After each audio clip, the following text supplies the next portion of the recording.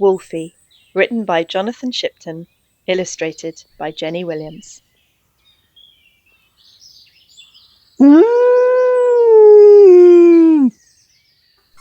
Not so very long ago, on the other side of the woods, there was a little girl, and there was also a wolf. Now, this wolf was a little bit different, because he didn't eat people.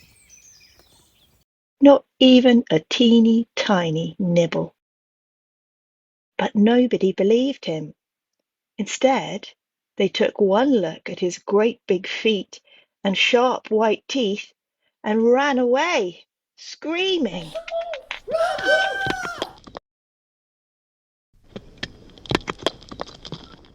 All Wolfie wanted to do was play, but every time he tried to join in, people shouted and threw rocks at him. They really hurt. So Wolfie gave up trying to join in. He sloped away over the hills, through the deep woods, up the stony mountainside, back to his dark and lonely cave, where he howled himself to sleep. Meanwhile, the little girl was busy helping her mum out on their farm. She counted the chickens.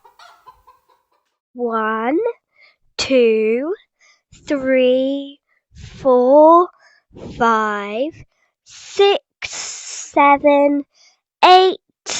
Hetty, where are you? Hetty! Oh, 9.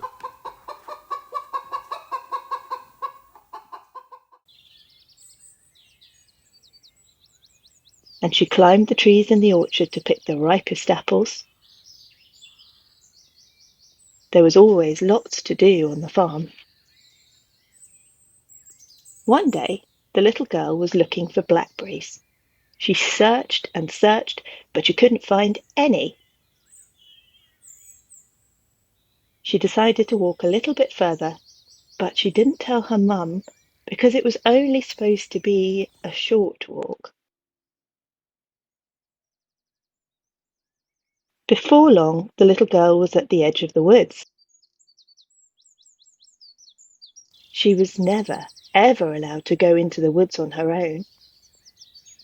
But she could see some big, fat, juicy blackberries just ahead of her, and they tasted delicious.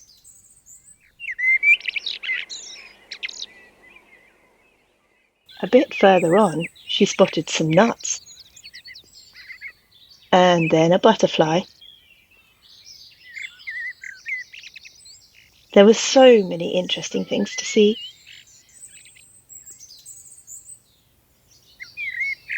Before long, the little girl had wandered quite deep into the woods.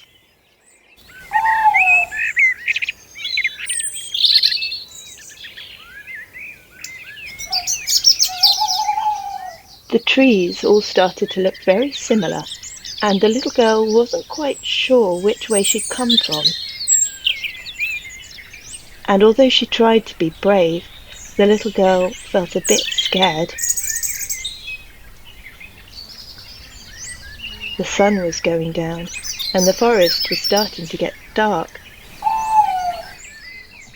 Quietly, she began to cry. Not too far away, Wolfie's long grey ears pricked up. He was sure he could hear someone crying.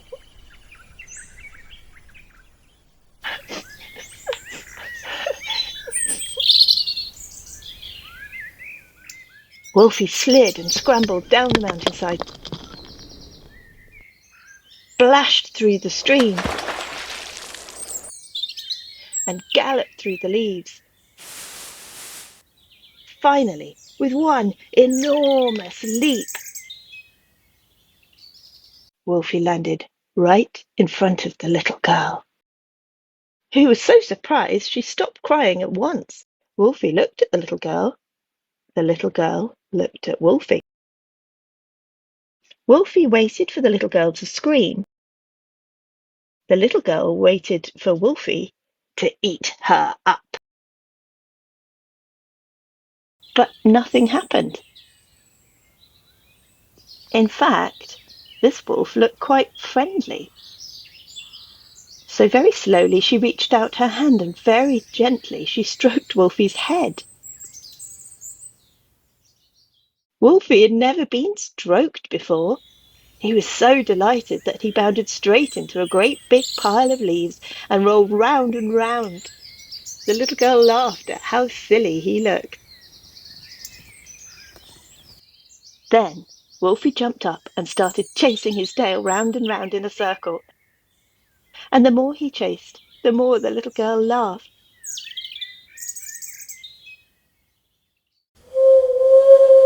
She completely forgot about being lost until suddenly an owl flew past.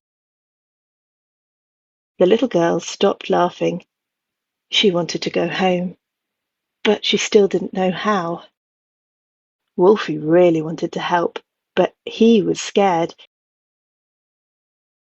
He didn't want people to throw big rocks at him again. He didn't want people to scream and shout at him again. Wolfie knew he was going to have to be really brave if he was going to help his new friend.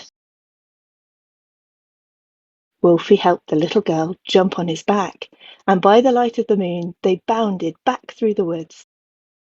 They jumped over rocks, they splashed through the stream, and galloped through leaves until finally they arrived safe and sound back at the farm, where the little girl's mum was waiting to give her a great big hug.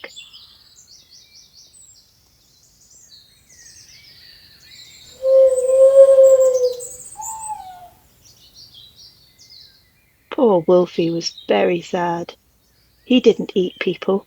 He didn't even bite. But nobody believed him.